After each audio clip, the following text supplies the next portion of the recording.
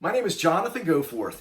Thanks for watching today's video. Today we're going to talk about how you can prevent yourself from getting scammed in some real estate things that are going on. Whether you are renting a house or buying a house or looking to be an investor as a buyer, there are some really bad things that have been going on over the last few years. I was asked to do this video to help explain what's going on, to help you protect yourself from these scams. Please subscribe to my videos. Please give this video a like. You're going to want to turn your notifications bell on, by the way, right down here by the word subscribe. Click subscribe. Next to that is a little bell icon.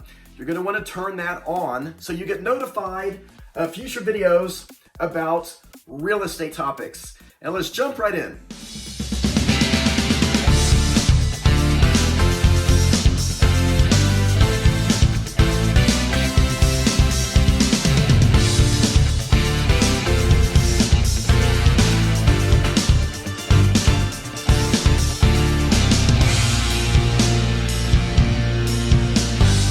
So I've been selling homes for 25 years, and I sell a lot of property, and so I tend to bump into this more than a lot of other realtors just because of the volume of homes that I sell. For example, in the last 2 years, my team and I, we sold over 250 homes in just the last 2 years, and I've been at this for 25 years.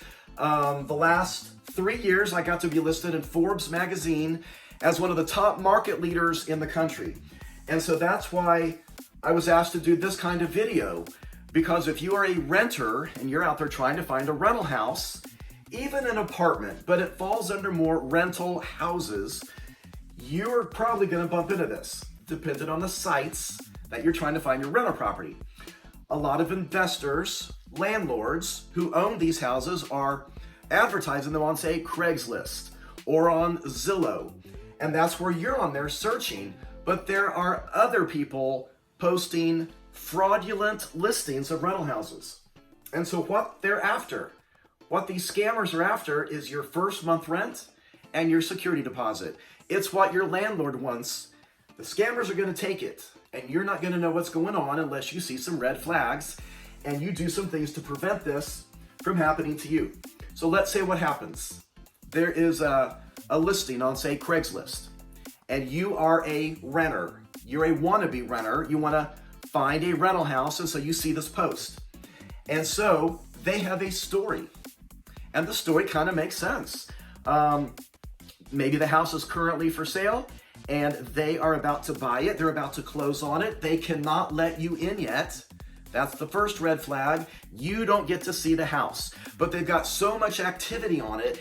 Whoever's going to send them the first month rent and that security deposit, they're going to get the keys to rent the house. And that's how these posts kind of go.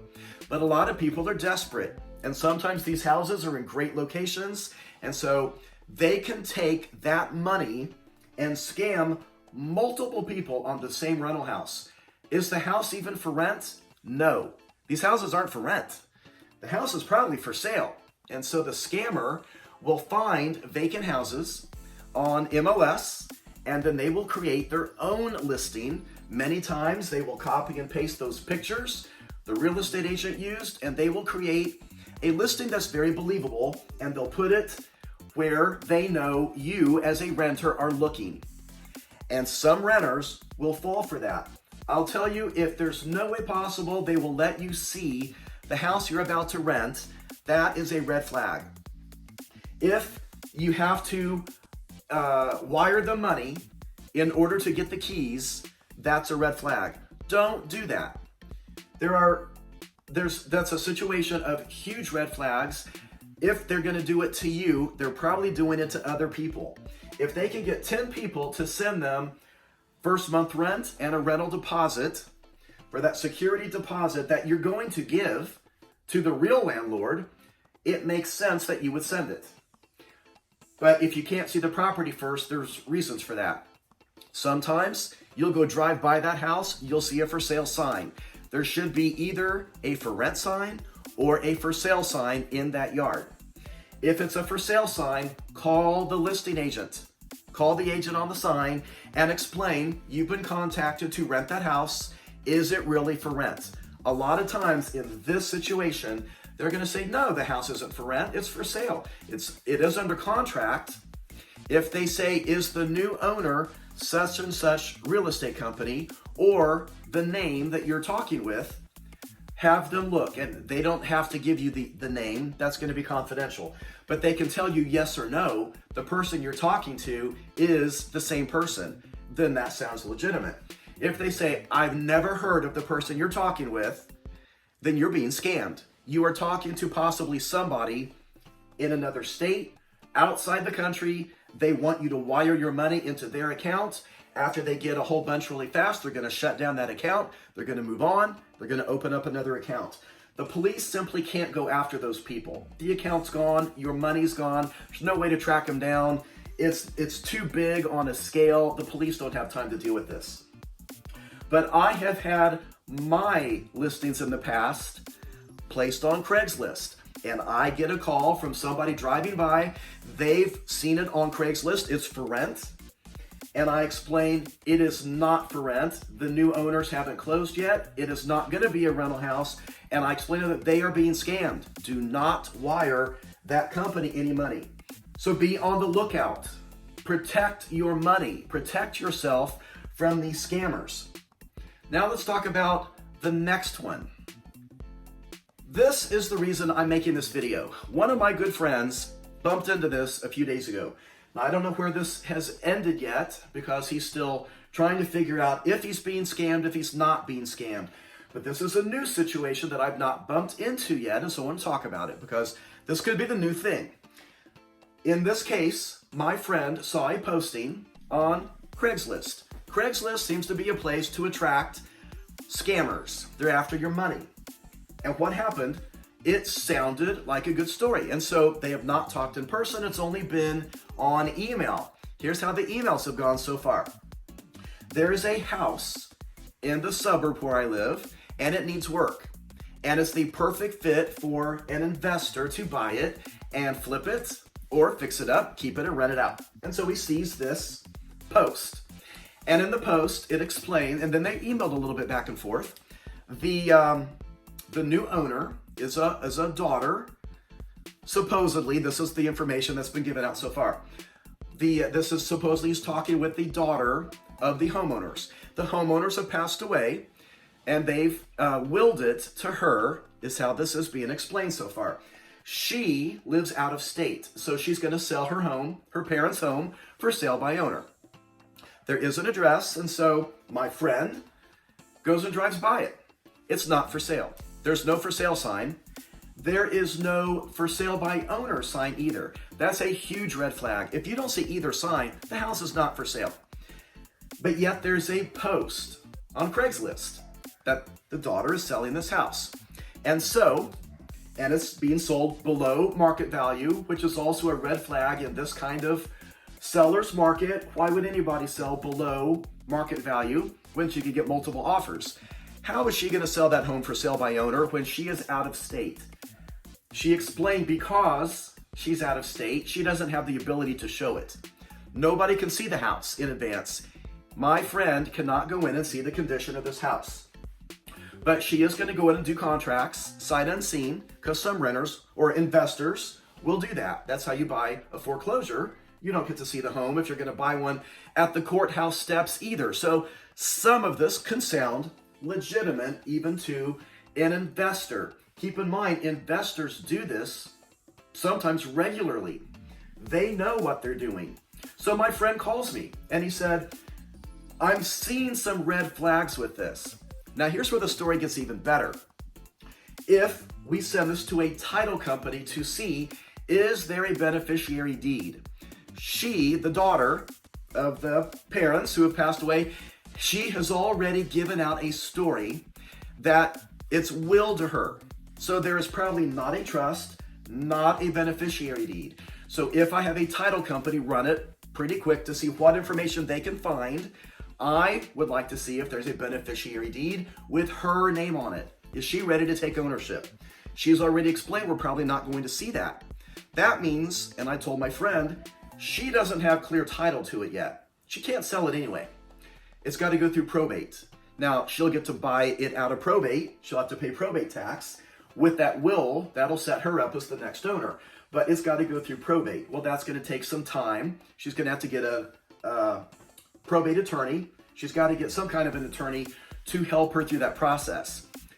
But she wants him to go ahead and go under contract and wire the down payment or the earnest money.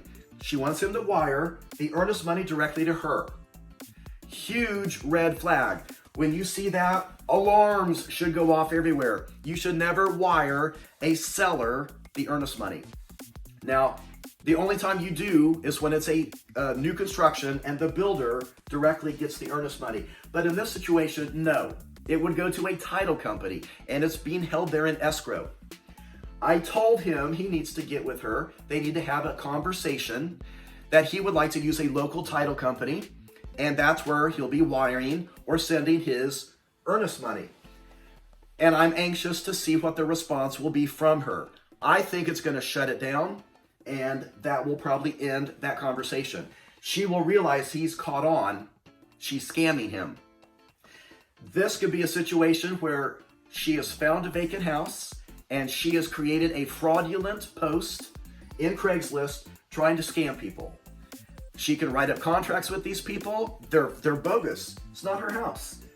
She has no ownership interest at all. Probably. Now, I don't know that yet, so I'm anxious to see what happens. This is another example. Anytime anybody wants you to wire the money directly to the seller instead of a title company, there's a good chance that is a scam. Now let's talk about the third one, because the third one is the biggest and most financially destructive to buyers. So before I talk about the biggest one on here, please subscribe to my real estate videos so you don't miss out on upcoming future videos. Let's talk about buyer scams. This is on such a huge scale, it's devastating, financially destructive to the buyer. The buyer's family many times will not recover from this. It's on a huge scale throughout the whole country. Almost every title company I have worked with in the last 3 or 4 years even have a statement at the bottom of their signature line: do not wire money unless you contact them first. I'm going to explain what this is. If you are buying a home, I want you to be sensitive to this. This is for the buyer. The buyer's under contract. The buyer's going to close in a few days. The title company, everything's about done. We're heading into closing. And a lot of these scammers are so good. They will hack into the real estate agent's email or the title company's email. And they're going to create an email that looks just like it. It's going to appear to come from the real estate agent or from the title company to the buyer. It's going to the buyer. It will look real. It's going to look legitimate. And in this email, it's going to say, here is your wiring instructions to wire your final amount due at closing into this account, getting ready for closing. And that's not the title company's account. This is probably an offshore account. It's going into a different country. If the buyer does this, the buyer's money is gone. They'll never get it back. Now, how much money are we talking? Well, let's say it's this buyer, let's just say they're buying a $200,000 home. And this buyer is doing 10% down. 10% down payments, which would be $20,000 right there. $20,000 plus their closing costs, which would be roughly, let's say $5,500. The buyer is going to be bringing to closing $25,500. That's how much they're going to bring to closing. The buyer already knows that. They've got an estimate. They're going into closing. The lender, everybody's involved. But this email comes through. It could also come from the lender. So they could get it from the lender, the title company, or their realtor, and it sounds legitimate because their email got hacked into. And so what does sometimes enough is happening that this is huge and it's become a very serious problem. So the buyer does it. It looks legitimate. So the buyer wires their $25,000 to the wiring instructions on that email. and their money's gone. Now it's time to close. The next day, they hear from the title company, or they call the title company and they make sure the title company just got their money. We're all set for closing. And the title company is, we haven't sent you the email yet. They're still waiting for the loan documents to figure up the final settlement statement. So now how's that buyer going to close on that house? They can't. Their money is gone. It's been stolen. They got scammed. And so now the buyer can't close on their house. The buyer is not going to recover from that financially. Their money is gone. Let's say it's a $200,000 house. Buyer is putting down 20%. Now we have $40,000 plus their $5,500 in closing costs. $45,500 is what they would be scammed out of on that one. And this is why it's a huge problem. Here's what I want you to do. If you're a buyer and you get an email from anybody, any party, your real estate agent, your lender, your title company, and it says, here's the wiring instructions, it's not going to come through like that. Usually a title company will have an attachment with wiring instructions. They're not just going to put this in an open email. Call. Here's what I want you to do. If you're the buyer, I want you to call. Call whoever sent you that email. Get them on the phone. If it's your real estate agent, like me, call your real estate agent.